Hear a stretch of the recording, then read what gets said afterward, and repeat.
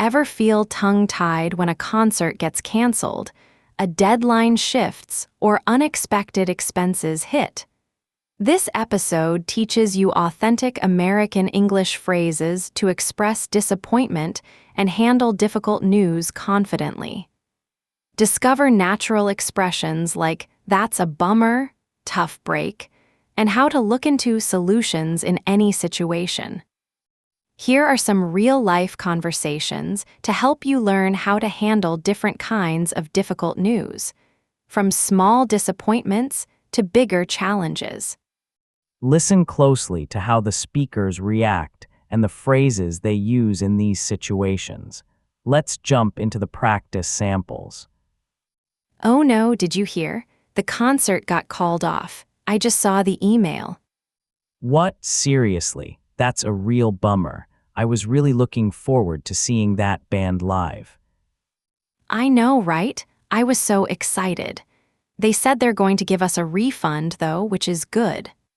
Well, that's something, I guess. Still, it's a big letdown. Now I have to figure out what to do instead tonight. "Hey, I just found out about the project deadline. It's been moved up by a week." You're kidding me, right? That's a tough break. We were already cutting it close with the original date. "No kidding. It's a huge curveball. Now we have to work extra hard to get everything squared away." Man, that really throws a wrench in our plans.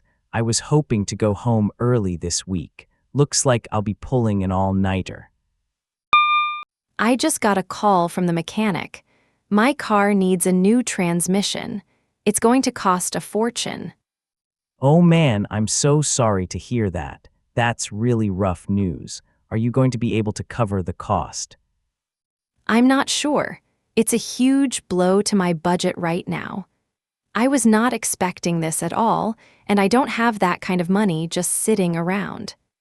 Wow, that's a tough pill to swallow. Maybe you can look into getting a second opinion or see if they offer a payment plan. All right, let's break down those conversations.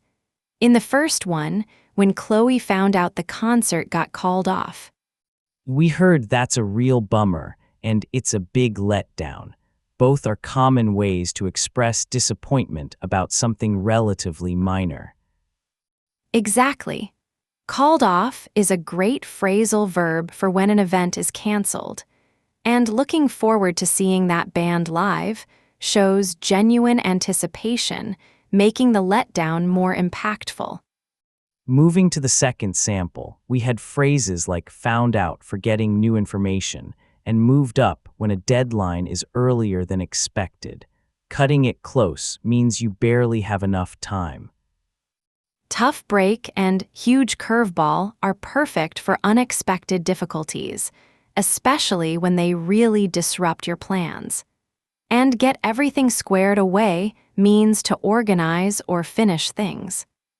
And then when things got more serious in the third scenario, we heard "so sorry to hear that," which is a standard way to show empathy and concern. Really rough news and tough pill to swallow convey significant difficulty or disappointment. And huge blow to my budget clearly shows the financial impact.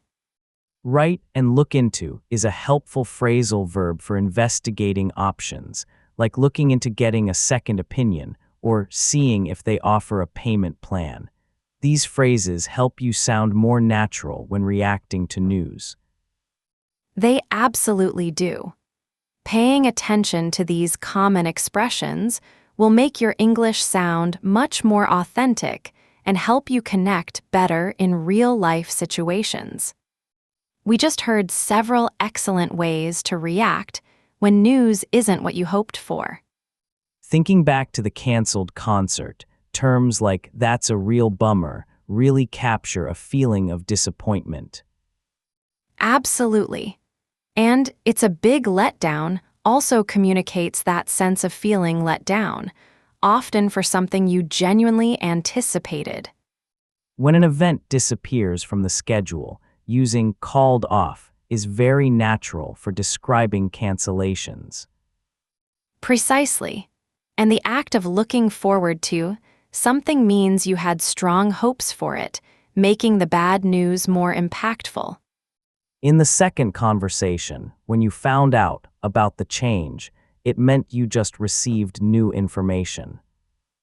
And when a deadline is moved up, it means it's happening sooner than initially planned, which can be quite a challenge. Cutting it close is a clear way to say you have very little time remaining, right up against the deadline. Let's explore some of these expressions in various daily scenarios. For instance, if a store runs out of the item you wanted, you might say, "Oh, that's a bummer, I really needed that." Or imagine your friend's visit gets canceled at the last minute. You could comment, "Their trip being called off is a real letdown." If your internet suddenly stops working right before an important online meeting, you'd probably think, "That's a tough break." And if you need to research different phone plans, you'd typically say, "I need to look into a new cell phone provider." Finally, after a busy day of errands, you might feel relieved to say, "Okay, everything's squared away for the weekend." Now, let's consider how we adjust our language depending on the situation. If you're talking with close friends, saying "that really stinks" or "what a drag" expresses minor frustration in a relaxed way. Right, but if you're speaking to a coworker or a new acquaintance, "I'm a little disappointed by that," or "that's unfortunate," sounds more polite. When you receive difficult personal news, a casual "man, that's messed up" might work with a best friend. However, in a more general setting, expressing "I'm truly sorry to hear that happened" conveys greater respect and consideration. The key is choosing words that fit the person you're speaking with and the specific circumstances. Let's test these out with some rapid-fire scenarios. What if your favorite local coffee shop just announced they're closing permanently? "Oh, that's a huge bummer. I really loved that place." And if you planned a weekend getaway, but your flight was suddenly called off due to bad weather? "That's a complete letdown. I was really looking forward to that trip." Finally, you just learned your major project deadline at work was moved up by a week. What's your internal thought? "Well, now I'm really cutting it close. I'll have to speed things up." Excellent quick thinking. Before we wrap up, let's quickly review our top 3 key takeaways from today's discussion. First, when something doesn't go your way, expressions like "that's a bummer" or "a letdown" perfectly convey disappointment. Second, to talk about cancellations or shifts in timing, remember called off for an event that won't happen, and moved up if a deadline is now sooner.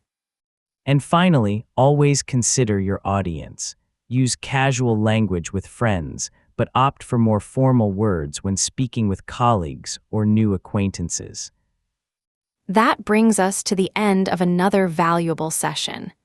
We hope these insights help you speak American English with more confidence and natural flair.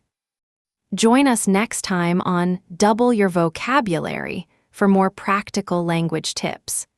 Make sure to subscribe and hit that notification bell so you never miss an episode.